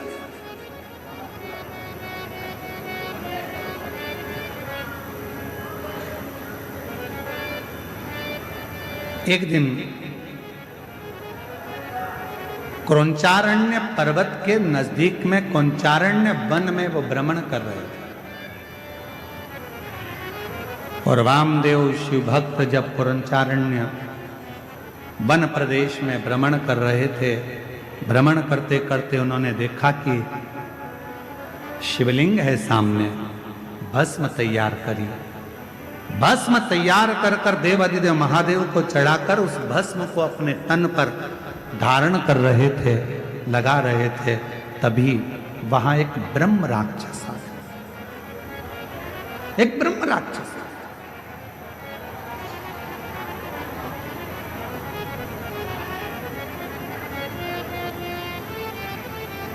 और एक ब्रह्म राक्षस उसी समय पर आया और जैसे ही ब्रह्म राक्षस आया, उस राक्षस बहुत दिन का भूखा था, उसको कोई भोजन नहीं मिला। वामदेव को देखा तो बड़ा प्रसन्न हुआ कि आज बहुत दिन के बाद मुझे भोजन प्राप्त हुआ, आज बहुत दिनों के बाद मुझे भोजन मिला है, आज मैं इस भोजन को ग्रहण करूंगा, आज बहुत दिनों के बाद मुझे प्राप्त हुआ। और ब्रह्म राक्षस थोड़ी देर तक तो देखा और देखने के बाद ब्रह्म राक्षस ने वामदेव को खाने के लिए उनके हाथ का स्पर्श कर लिया। स्पर्श करते से ही जो तन पर भस्म लगी थी, वो भस्म वामदेव शिव मुनि के शरीर की वो भस्म ब्रह्म राक्षस के हाथ का स्पर्श कर दिया। हाथ का स्पर्श। हमको कभी कभी लगता है कि क्यों इतना किसी पुराण के कथा के पंडाल की मिट्टी को लोग लेकर नहीं जाते, पर शिव महापुराण के कथा के पंडाल की मिट्टी को भी लोग अपने शरीर पर धारण करते हैं। ये इस कथा से सीखने को मिलता है वामदेव जी की कि भगवान शंकर के भजन का बल कितना बढ़ता है कि शिव जी के शरीर पर लगी हुई भस्म राक्षस का भी कल्याण कर देती है, तो शिव पुराण की कथा की पंडाल कई जीवों का कल्याण कर जाती है। कई जीवों का,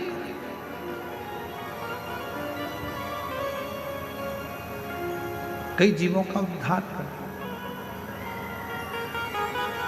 और जो जैसी भावना लाया वो वैसा ही फल पाया, खाली उसे लौटाया, वो मन ही मन हर्षाया।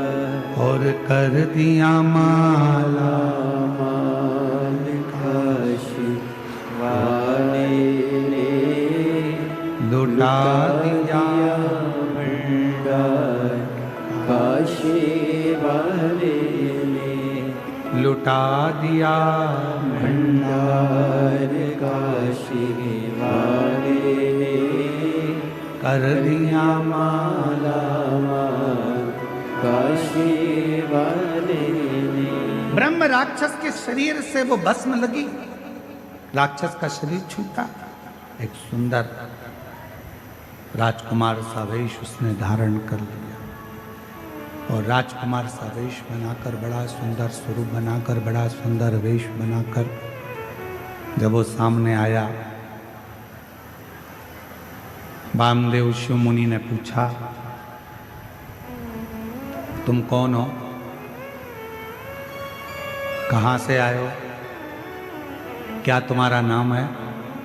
अभी तो तुम मुझे खाने वाले थे, तुम तो राक्षस हो और अब तुमने इतना सुंदर रूप रख लिया, कौन हो तुम? कहा, गुरुदेव, पूर्व समय में मैं पवन राष्ट्र रक्षक था, मेरा नाम दुर्जय था।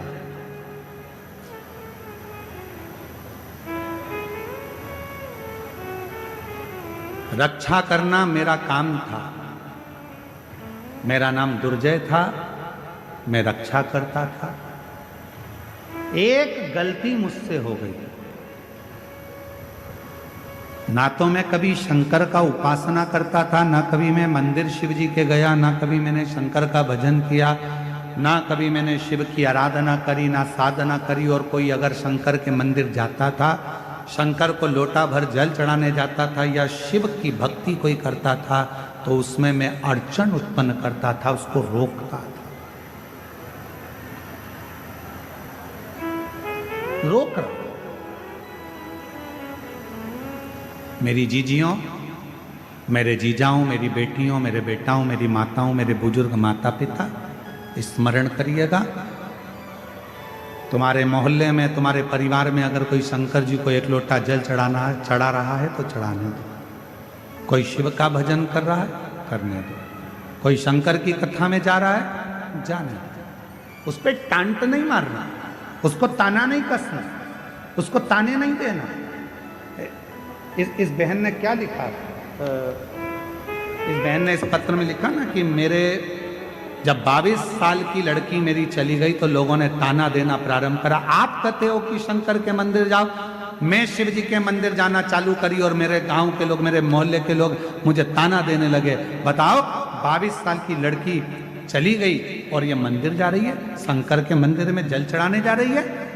निवेदन है, कोई ताना मत दीजिए, कोई अपशब्द मत कहिए। क्यों? तुम तो ताना दोगे, पर उस ताने का जवाब जो दुखी है वो कभी नहीं देता। उस ताने का जवाब तो जिसका वो भजन करती है वो देता। गांव के लोग कहते थे 50 वर्ष की अवस्था होने वाली है, क्या क्या औलाद होगी? क्या वो 22 साल की लड़की वापिस आएगी? पर उसके यहां देर है, अंधेर नहीं। और वो जब कृपा करता है तो छप्पर फाड़ कर दे देता है। जब क्या हो सकता है, क्या दे सकता है? मेरा नाम दुर्जय था, ब्रह्म राक्षस कह रहा है मेरा नाम दुर्जय था।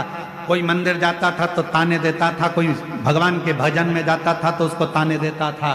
मंदिर जाने के लिए मैं उनको रोक लेता था, कह देता था क्या करोगे मंदिर जाकर, क्या रखा है शिव पुराण में, क्या करोगे शंकर की कथा सुनकर। ऐसे तो बहुत आते बहुत जाते, दिन रात मैं शंकर की निंदा, मंदिर की निंदा, शिव पुराण की निंदा, शंकर के भक्त की निंदा दिन भर करता था।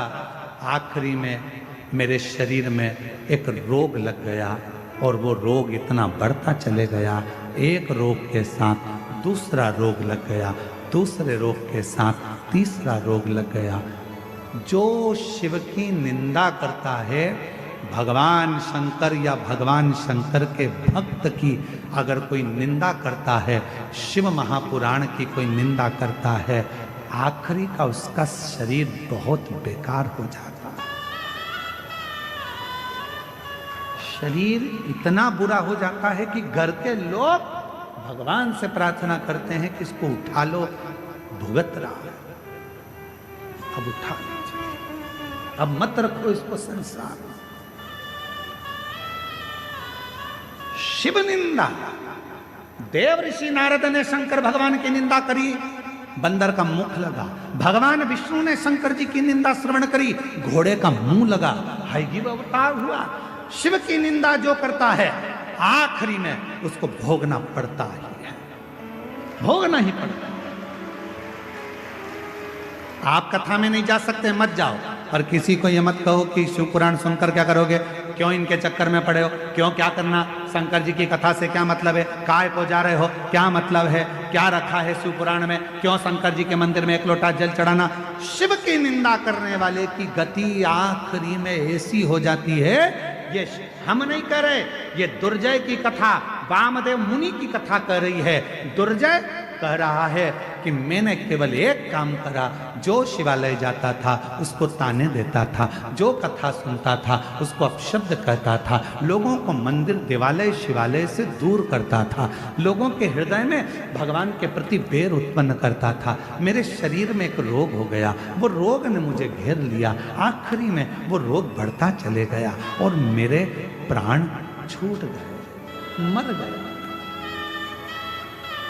सारे भोग भोगे मैंने, जितने नरक के सब भोगे मैंने, आखिरी में भी नरक कम पड़ गए मेरे भोग भुगताने में, तो मुझे राक्षस बनाकर जन्म दे दिया और राक्षस बनकर मैं फिरता रहा। जब मैं राक्षस बनकर नीचे आ रहा था, उसी समय पर मुझे शंकर का गण नंदी मिला और नंदी से मैंने पूछा कि मुझसे बहुत बड़ी गलती हो गई, मेरा प्रायश्चित क्या होगा, मेरा शरीर कैसे छूटेगा, मैं इस राक्षस की योनि से कैसे छूटूंगा। तो नंदी ने कहा था, यदि कोई शंकर का भक्त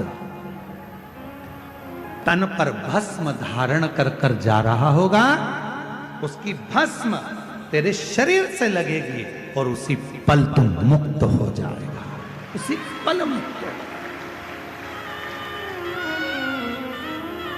हमसे लोग कहते हैं गुरुजी, शिव महापुराण की कथा के पंडाल में जो लोग आते हैं वहां की मिट्टी को सिर से लगाते हैं, किसी को बीमारी होती है तो वहां लगा लेते हैं, आखिर इस मिट्टी में ऐसा है क्या?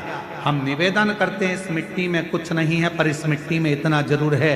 इतने शिव भक्त एक साथ बैठकर जब अखंड जाप श्री शिवाय नमस्तुभ्यम बोलते हैं और भगवान की कथा का रसतत्व ग्रहण करते हैं, तो वो मिट्टी भी चंदन बन जाती है, भस्म बन जाती है, वो जीव का कल्याण कर जाती है। उस मिट्टी में इतना बल हो जाता है, उस मिट्टी में।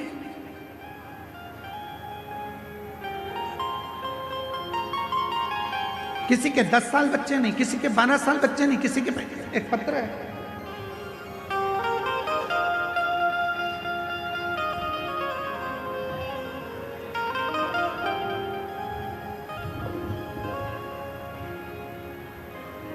पाकुड़ झारखंड से निशा देवी, मेरा मोबाइल नंबर ये है, कहीं बैठी हो तो हाथ हिला सकती हैं। निशा देवी पाकुड़ झारखंड से।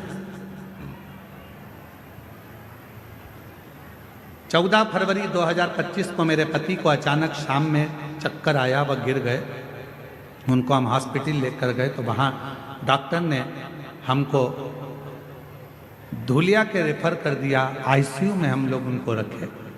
डॉक्टर ने पूरा शरीर पैरालिसिस मार गया, पूरे शरीर में लकवा था, बोल नहीं सकते, ब्रेन के अंदर ब्लड के थप्पे जम चुके थे, ना वो हिलते थे, ना डोलते थे, ना बोलते थे, पड़े रहते। तब डॉक्टर ने कहा कोई गारंटी नहीं, पता नहीं ये कब उठे, शरीर तो पूरा बेकार हो चुका है। तब कैसे हो सकता? शिव जी के मंदिर भगवान शंकर को एक लोटा जल चढ़ाकर उसका जल लगाना प्रारंभ करा, बेलपत्र देना प्रारंभ करा, समझ नहीं आया कि करें तो करें क्या। तब मेरी माँ ने कहा कि हमारे नज़दीक में एक माता जी रहती हैं, वो एक शिव पुराण की कथा में गई थी, उसकी मिट्टी लेकर आई, उसकी मिट्टी लेकर आई है। मैं दामाद के लिए वो मिट्टी लेकर आ रही हूँ। मेरी माँ दामाद के लिए मिट्टी लेकर आई, शरीर पर हमने उसी मिट्टी को ले जाकर लगाना चाहा, पर डॉक्टरों ने मना कर दिया। चुपचाप से अपने कपड़े में मिट्टी को लगाकर दामाद के पास मेरी माँ मिलने के लिए गई और अपना साड़ी का पल्लू दामाद के पूरे शरीर पर लगा दिया। 15 मिनट के बाद शरीर में हलचल होना प्रारंभ हो गई, शरीर में हलचल होना प्रारंभ हुई। आईसीयू में भर्ती थे, धीरे धीरे बाबा की ऐसी कृपा हुई, डॉक्टर तो बोले थे ये कभी जिंदगी में चल पाएंगे ना चल पाएंगे, समझ पाएंगे ना समझ पाएंगे। आज मैं उनका पूरा फोटो लगा रही हूं कि पूरी ठीक होकर बाबा की कृपा से, शंकर की कृपा से, आज बाबा की करुणा से पूर्ण तरह से उठ बैठ गए। ये शिव क्या है, शिव की रज में क्या है, शंकर की कथा में क्या है, शिव महापुराण में क्या है, सीहोर के रुद्राक्ष में क्या है, कंकर शंकर की पूजा में क्या रखा है, कुबेरेश्वर धाम में क्या है, बाबा बैद्यनाथ की धरा पर, ये तो आपको बाद में मालूम पड़ेगा जब पूरी 7 दिन की कथा हो जाएगी। आप जब अपने घर जाओगे और घर जाने के बाद 3 महीने के अंदर मालूम पड़ेगा कि तुमने कथा में जो मांगा था मेरे बाबा ने तुम्हें दिया कि नहीं दिया, ये बाद में मालूम पड़ेगा। और फिर निवेदन करूं, जब तुम्हारे नजदीक में कथा हो तो पत्र लिखकर भेजने की तैयारी रखना कि मेरे बाबा ने मुझे जो मांगा था मैंने बैद्यनाथ जी की धरा पर, मेरे बाबा ने मुझे छप्पर फाड़ कर दे दिया। मेरे बाबा ने करुणा कर दी। यहाँ शिव महापुराण की कथा में बैठने के लिए विवाद मत करो, आगे बैठने के चक्कर में झगड़ा मत करो, समय मत निकालो, जहाँ जगह मिल जाए।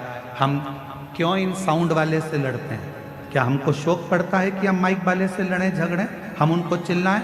उसका केवल एक कारण होता है, हमको दिक्कत एक ही चीज़ की होती है कि आप इतनी दूर दूर से 500, 600 किलोमीटर दूर से आते हो, धक्के खाकर आते हो, बड़ी मुश्किल से जगह मिलती है, और आपको अगर सुनने को भी नहीं मिले तो हमारा भी दिल दुखता है, इसलिए हम इनको चिल्ला देते हैं।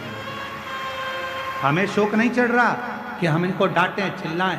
इनका भी फर्ज बनता है कि ये लाखों की भीड़ केवल सुनने के लिए आती है, महाराज तो दिखता ही नहीं है, नजर ही नहीं आता सियोर वाला महाराज है कहां।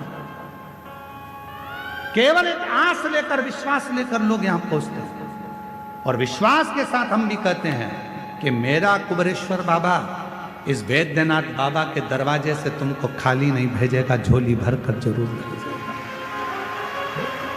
जो जैसी भावना लाया वो वैसा ही फल पाया, नहीं खाली उसे लौटाया, वो मन ही मन हर्षाया, और कर दिया माला हमारे काशी वाले लुटा दिया भंडार काशी वाले। वो जिस कामना से आप आए हो, जिस भाव से आप आए हो, जिस विश्वास के साथ आप आए हो, हमारे भरोसे नहीं, आप देवघर वाले के भरोसे आए, आप बाबा के भरोसे आए, आप हमारे भरोसे नहीं।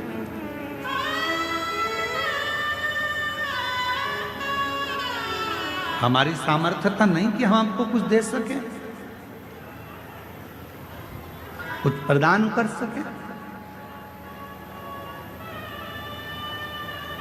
यहाँ कथा में उत्तर प्रदेश के कानपुर से लालू सोनी जी आए, ये बैठे हैं। एक बार हमने इनसे कहा, क्यों लालू भैया तुम रोज ग्रुपों में व्हाट्सएप पर बाबा की रोज थोड़ी थोड़ी कथा रोज डालते हो, लोग सुनते हैं, तुम्हारे को ऐसी भाव अंदर से कैसे आ जाता है? तो ये कानपुर वाले लालू सोनी जी कहते हैं, गुरुदेव हमको रात में शिव जी खुद ऐसी प्रेरणा दे देते हैं कि सवेरे बाबा की ये कथा डालना है, और लोग सुनेंगे, जीवन में उतारेंगे, और अपने आप उसका फल प्राप्त हो। हम धन्यवाद देते हैं। शिव प्रेरणा खुद देते हैं, शंकर खुद प्रेरणा देंगे, आपको क्या करना है। राक्षस कह रहा है, ब्रह्म राक्षस कह रहा है मेरा नाम दुर्जय था, खूब निंदा करी मैंने शिव की, खूब अपशब्द कहे मैंने शंकर को, आखिरी में मेरा शरीर चले गया। जितने नरक होते हैं सारे नरक मैंने भोगे, उसके बाद भी मेरी मुक्ति नहीं हुई। तब मुझे राक्षस बनाकर भेज दिया। राक्षस बनने के बाद जब मैं आ रहा था, मुझे नंदी दिखे। बाबा नंदी से पूछा कि मेरी मुक्ति कैसे होगी, तो कहा कोई शंकर का भक्त अपने तन पर भस्म लगाएगा, वो भस्म तेरे शरीर को छुएगी, और वो भस्म तुझे राक्षस योनि से मुक्ति दे देगी। बस हे वामदेव जी, आपके शरीर की भस्म मुझे छू गई, और छूते से ही आज मेरी मुक्ति हो गई। रज छूते से, छूकर क्या मिलता है? शिव उपासना कर रही है, भगवान शंकर का चरित्र कर रहा है। इसीलिए शिव तत्व कहता है भोजन, भजन, व्यापार और मिलन, चार चीजें हैं। आप भी बोलिएगा साथ में, भोजन, भजन, व्यापार और मिलन। ये चार हमेशा प्रसन्नता में करना चाहिए, चेहरे पर स्माइल होना चाहिए। भोजन करते समय अपने चेहरे पर मुस्कुराहट रखिए, क्रोध नहीं, गुस्सा नहीं, चिड़चिड़ नहीं, अपशब्द नहीं।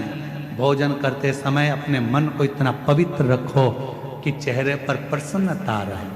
आधे से ज्यादा लोग जब भी भोजन करने बैठते हैं, सास के सामने थाली गई, सास का मुंह भगोना हो गया। बेटे के सामने भोजन गया, उसका मुंह फूल गया। ससुर खाने बैठा, उसका मुंह फूल गया। पति जीमने बैठा, पति का मुंह फूल गया। जेठानी कुछ करने बैठी, चाय पीने बैठी, इतनी शक्कर डाल दी, इतनी पन्ना दी, ऐसा कर दिया वैसा, आधी चाय तो वहीं खराब हो गई। भोजन करते समय अपने चेहरे पर बोलो बोलो जम के स्माइल रखिए, मुस्कुराहट रखिए।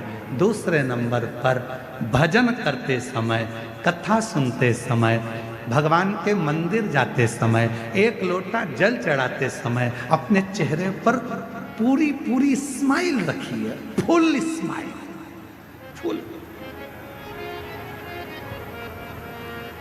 फोटो खिंचवाएं आप लोगों ने? अरे बोलो तो जम के, खिंचवाएं फोटो। फोटो वाले के दुकान पर कितने भी तैयार होकर चले जाओ, फोटो वाले की दुकान पर कितना भी मेकअप कर कर चले जाओ, आखिरी में फोटो वाला जब फोटो खींचने खड़ा होता है, कैमरा लेता है, बटन दबाता है, बटन दबाते समय आपसे एक बात कहता है। जब आप सिर पे पल्लू डालकर बैठ जाती हो, तब फोटो वाला बोलता है, माँ स्माइल प्लीज। बोलो बोलता है कि नहीं बोलता?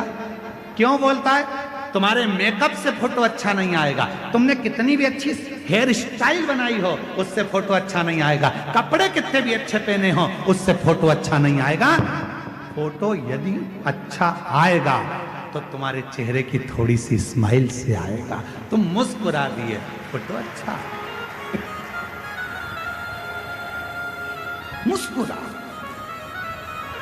इसलिए हमने देखा जब भी कोई सेल्फी लेता है ना तो मुस्कुरा, प्रसन्न।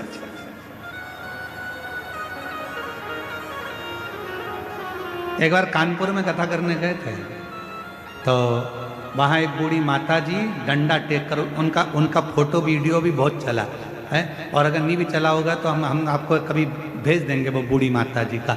वो बहुत बूढ़ी सी, सफ़ेद बाल, हाथ में डंडा और कांपता हुआ शरीर, और वो हमारा हाथ पकड़कर बोली, एक सेल्फी लेना है।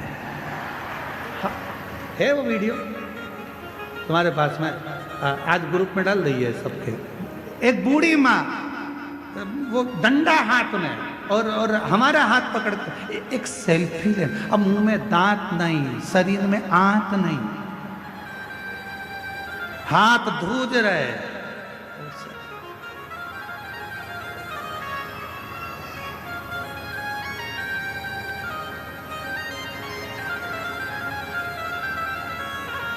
सेल्फी लेते समय स्माइल रहे। तो शिव कथा कर रही है, भोजन करते समय प्रसन्न दिखो, भजन करते समय कथा में जितनी देर बैठो उतनी देर ऐसे मत बैठना किसी ने मार ठोक के बिठा दिया हो। कथा में बैठना तो बड़ी प्रसन्नता में बैठना। मेरे बाप के घर आई हूँ, अपने पापा से कहने के लिए आई हूँ, मैं अपने बाबुल से बात करने आई हूँ, बाबा से बोलूंगी, भोला सब दुख काटो ओ भोला सब दुख काटो मारा। शिव शंकर जपू तेरी माला भोले बाबा जपू तेरी माला। ओ भोला सब दुख काटो मारा। अपने पिता से कहने के लिए आए, बाबुल से कहने। तो शास्त्र कह रहा है भोजन करते समय चेहरे पर प्रसन्नता रखो, भजन करते समय चेहरे पर प्रसन्नता रखो। और तीसरे नंबर पर है ऑफिस में, व्यापार करते समय, नौकरी करते समय, दुकान चलाते समय, व्यापार करते समय अपने चेहरे पर प्रसन्नता। कई लोग दुकान पर ग्राहकों को निभाते निभाते चिड़चिड़े हो जाते, चिड़चिड़। प्रसन्नता ऑफिस में काम करते समय चेहरे पर प्रसन्नता। और चौथे नंबर पर है मिलन। भोजन, भजन, व्यापार और मिलन। मिलन मतलब किसी से भी मिलो, आप यहां पर भी किसी से मिलो, आप कहीं पर भी जाओ, कोई से भी मिल रहे हो, उस समय पर तुम कुछ मत दे सको। कोई गुलदस्ता नहीं है, कोई माला नहीं है, कोई फूल नहीं है, मिठाई का डब्बा नहीं है, देने के लिए फल की टोकनी नहीं है, तो निवेदन है अपने चेहरे की प्रसन्नता दे दीजिए, उसको स्माइल दे दीजिए, वो भी है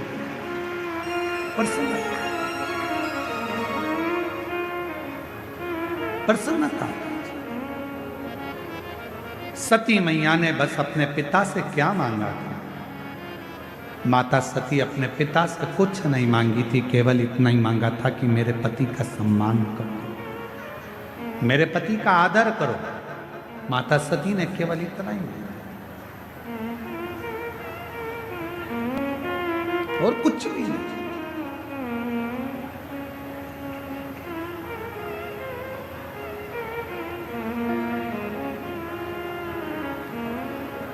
तेरे दरबार की बाबा निराली शान देखी है, तेरे दरबार की बाबा निराली शान देखी है। तुझे देते नहीं देखा, पर झोली भरी देखी है।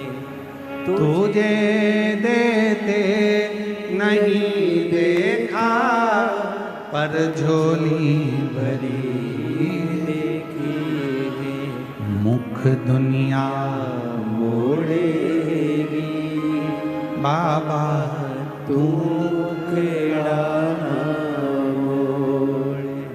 मुख दुनिया मोड़ेगी बाबा तू खेड़ा मोड़। मेरी लगी परी नीनो बाबा तू बेना। उससे प्रेम, स्नेह याद रखना। कपड़े में कपास होता है, वृक्ष में बीज होता है, और शिव महापुराण की कथा में स्वयं शिव होता है। कपड़े में कपास होता है, वृक्ष में बीज होता है, और शिव महापुराण की कथा में स्वयं शिव होता है। शंकर को पाने का केंद्र बिंदु है ये शिव महापुराण की कथा। सती ने कहा, मेरे बाबुल मुझे कुछ नहीं चाहिए, मेरे पिता अगर देना चाहते हो तो मेरे पति को सम्मान दीजिए, आदर दीजिए, सत्कार दीजिए, उनको स्थान दीजिए, पर आप वो भी नहीं दे पाए। आखिरी में माता सती अपने प्राणों को त्याग दी। क्या